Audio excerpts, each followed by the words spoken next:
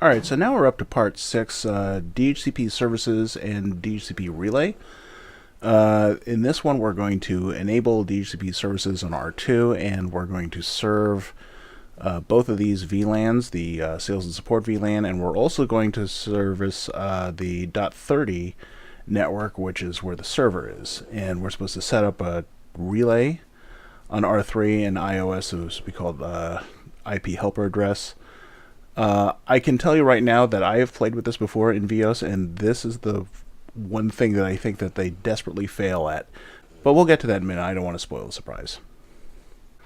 Alright, so now we're looking at the DHCP pool table, which is down over here. In R2, we're going to be supporting the .10.0 network, the 20.0 network, and the 30.0 network. We're using the .1 as our default gateway at all the appropriate interfaces, and we're excluding .1 through .99. Seems pretty normal. Let's go through this and see how normal it is in VyOS. So let's see. I'm going to configure, and now we're setting this up as a service. So set service DHCP, and there's two options here. One is for the server, one is for the relay. We're using this. Actually, if we go back here, you can see they also have them for IPv6, but right now we're just doing IPv4, DHCP server, and now we have shared network names. We can disable it. There are some global parameters, which we are going to use this for one switch later on, and this is to overcome a defect in DHCPD, the DHCP daemon that VyOS uses. But in general, you don't want to mess with this too much because you can crash your DHCP server if you're not careful. So let's just set this up to shared network name, and let's call this one sales.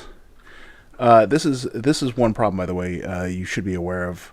You cannot set up multiple ranges, at least in 1.1.8 version of VyOS, so I'm going to have to create a new shared network for DHCP services for every one of these subnets here in the pool table. So this is the sales table.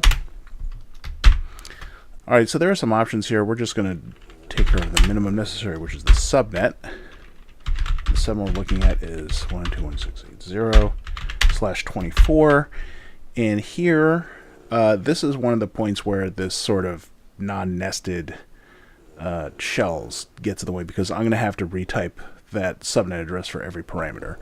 But over here we can see that we have options for adding a domain name, the default router, very important obviously, define different servers. In VyOS, you define the range of available IP addresses to the pool. In iOS, when you create a DHCP pool, you define the network that you're using, and then you can create a range of excluded addresses. You can't do that in this version of VyOS. You can exclude individual addresses, but you can't exclude ranges. So here we're going to have to tell it where to start, and that's going to be at 192.168.10.100, and we'll also have to tell where to stop, which will just be the last valid host. 192.168.10.254. Aha, that's a good reason to practice your subnetting. Okay, so there's our basic pool. We're also going to have to set up our default router, which is 192.168.10.1. I think that's the only option we need. Let's see, what else do we need here?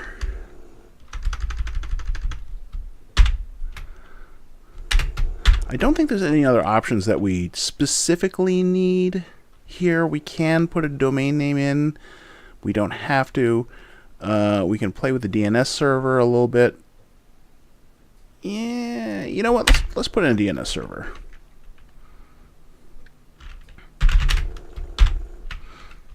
And we'll just say it's 8888. Google DNS. I'm sure they don't mind that I'm using their resources from my lab.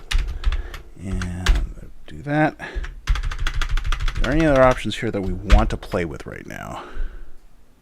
It's got failover, which is useful. There's the exclude line, which only lets you exclude one address. It lets you do prefixes. That's pretty neat. Determine NTP and POP servers, but I think we don't really want to mess too much with this right now. So there's our one pool. Let's start setting up some other pools.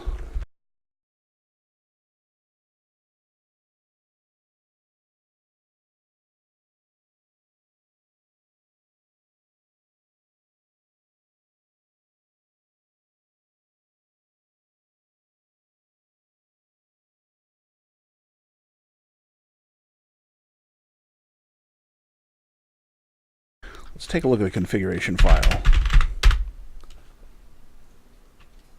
There's all our VIFs, protocols. There's our services. There's the shared network name sales. That all looks correct. 100 to 254. 30. It's out of order because they're doing these in alphabetical order. So the server pool is 30, 24, 100, 254, and the 20 range. Yeah, everything looks all right here. So let's just see if this works. Start up PC1. And I think I already set this up for DHCP, so I don't have to type it here. And it pulled 192.168.10.100, which is our first available address. That's good. Let's take a look at PC2. Should be about the same. Yep, I've got DHCP on here. And it pulled out 20. Okay, let's put these over here and over here. Let's just make sure that we can ping.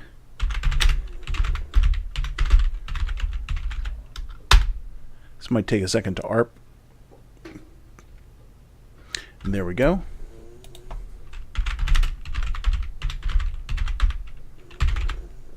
And they can ping each other. Yep, that's just fine. Let's see if we can ping a numerical address. Yep. And see if we have name services. Oops. And we have name services.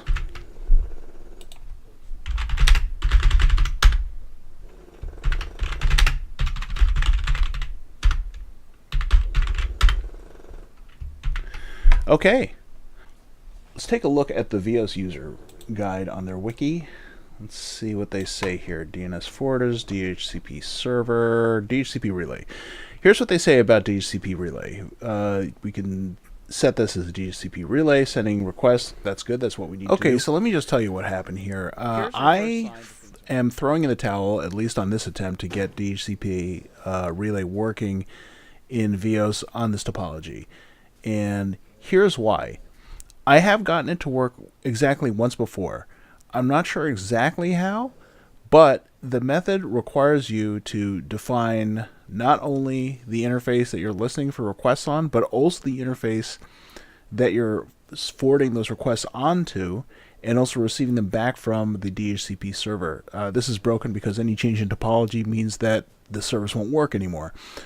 The other problem is that the server needs to add DHCP pools for not only the network that's providing addresses for, but also every link in the path on the way to that network, which is completely insane. It's not necessary, it's extra overhead, and it's a potential security risk.